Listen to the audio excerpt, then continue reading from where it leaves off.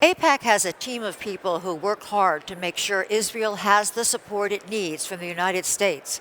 And one of them joins me now. He was here last year. He's wonderful. Charles Perkins is AIPAC's Assistant Director of Policy and Government Affairs.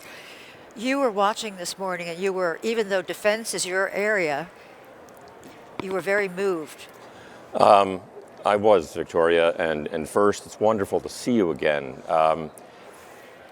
The moment in which we saw those World War II veterans now in their 90s and what they represent for the freedom and the survival of the Jewish people and the people of the world, I think, is something that Americans and people around the world must always remember. My segue is that what we're going to talk about now is in many ways a legacy, that the Israelis and Americans that man missile defense batteries in many respects stand upon those soldiers' shoulders. Right, it was quite something. So let's talk about defense. What are the threats that Israel faces in terms of security? Well, again, compared to 50 years ago when the threat was from Arab states, tanks, missiles, and so on, as we've heard and we've recognized for many years, the main threat now is from increasingly accurate salvos of ballistic missiles, cruise missiles, even drones. We've even seen what Hamas and others have done from Gaza with simple weapons on balloons now. Right. And it is a constant challenge to meet that evolving threat. It's a constant race. So in terms of weaponry, let's say from last year to this year, what has changed? What's coming down the pike? Well, it has been quite an eventful year for anyone that's been watching the news. We've seen some very new developments and sadly, more of the same.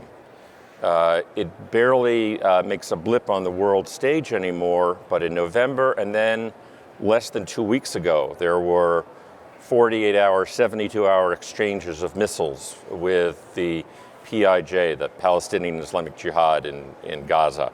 And salvos of rockets would come over. And this isn't just a statistic. Look on YouTube. Last November, a rocket detonated right on a roadway, barely missing traffic. A few weeks ago, we saw a children's playground devastated. Thank God no one was injured. Right, but we hear about Israel's qualitative edge.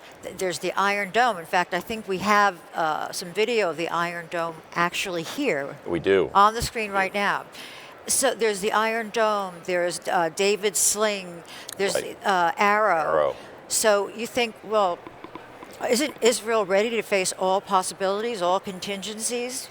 Israel is very ready, and thanks to a great extent to its cooperation with the United States in making this possible. But again, even though, for example, Iron Dome has a 90% success rate, some hostile projectiles make it through.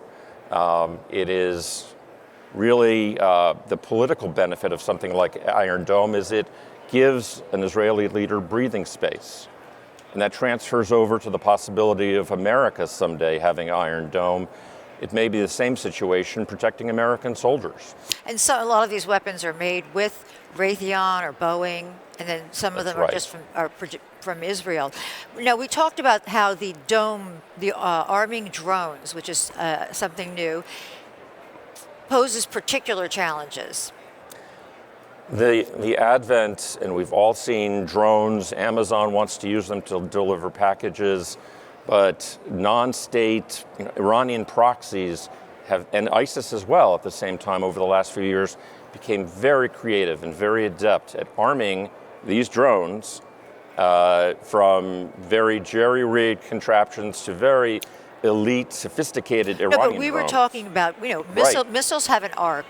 And that's right. They have an arc, and so these amazing missiles that take them out. It's a whole new threat now. But with drones, they can maneuver around. There are faster cruise missiles, very much like drones. We saw what happened in September in Saudi Arabia when the Iranians launched these armed drones and cruise missiles at some of the key oil and gas facilities in the Persian Gulf. And that was a wake-up moment for Israel and the United States.